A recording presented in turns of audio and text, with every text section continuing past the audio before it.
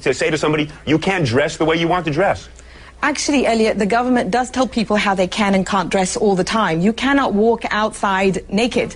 There are many states here in the US where 3 or more people cannot be together in public with wearing a face mask. So the government actually does legislate over our wardrobe, but no, everybody conveniently forgets that. I would like to ask Heba, you know, once I'm done talking, if she works, because we've been on media shows together where we've been on opposite ends of this argument. And I know from what she said before that once she started covering her face, she stopped working. So my argument is, and this is not just about I understand what the point that you were making earlier, Elliot.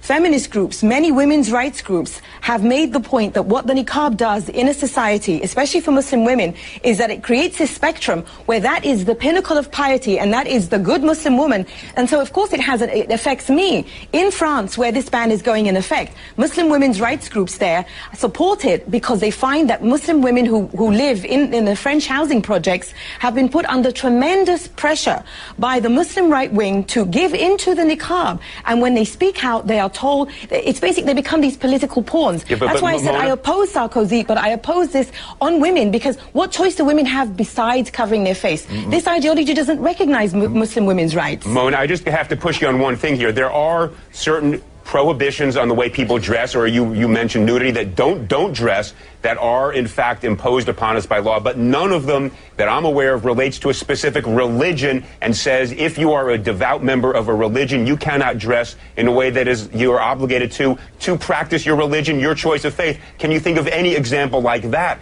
Because I can think of 1,000 other laws, if this were upheld, that suddenly we would limit all sorts of things that people do for their religious beliefs because we don't agree with it. Wouldn't that be a very dangerous thing to do?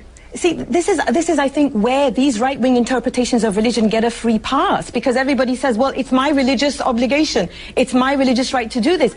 Let's look really at what we're talking about here. We're talking about the disappearance of women justified in the name of them becoming closer to God. So the closer you want to become to God, the less of you, the more you disappear. But Mona, I don't feel that I have disappeared at all. Well, one at a time. I completely disagree. Guys, one at a time. Heba, excuse me, jump in. Tell us, has anybody forced you to do this? Is this something you're doing of your own free will?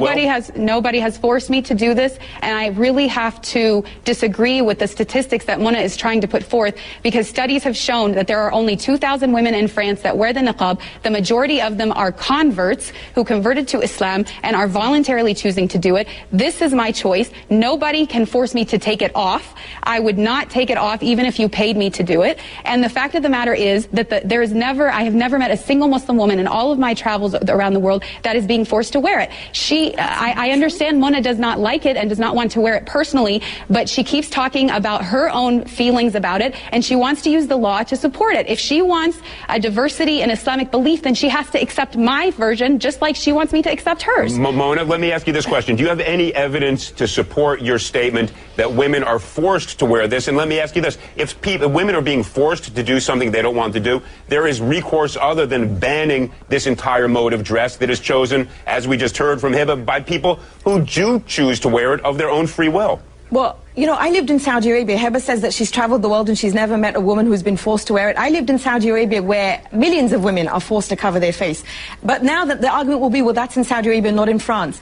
What choice does a woman have when she's told she will burn in hell if she doesn't cover every inch of her body? What kind of a choice is that? So of course these women who convert to this ideology, I've never heard anybody say that. The women who convert to this ideology, who are then told that this is how to be a good Muslim woman, to be close to God, to avoid hellfire, is there really a choice in that?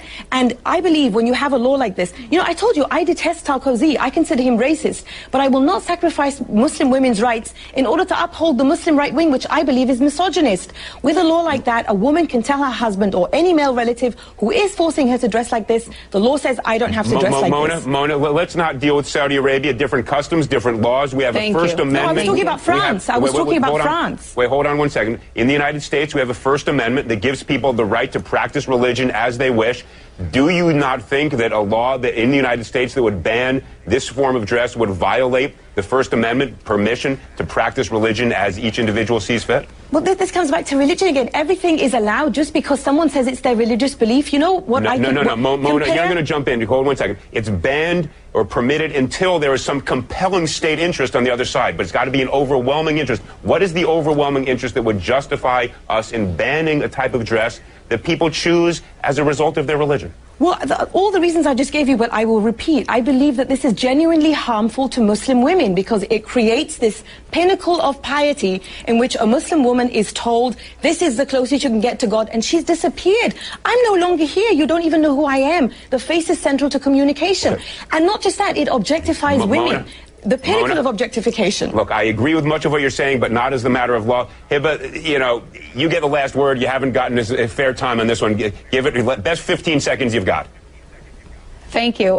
Basically, I want people to know that when I choose to cover this way, it's because I am fighting against a systematic oppression against women in which women's bodies are being sexualized and objectified. This is a different perspective and a different form of empowerment in which I think when I'm in public, my sexuality is in my control and people have to deal with my brain and who I really am and not judge me by my body. And if we want to really talk about the oppressive situation of women, let's talk about all of the eating disorders, all of the plastic surgery, all of the unhealthy diets that are being done, all in the name of having the perfect body. To me, this is liberating and this is empowering. Mona keeps saying, I believe, I believe, I believe. Well, we don't make laws based on what Mona believes or what anybody believes. All right, guys, it's based on whether or not...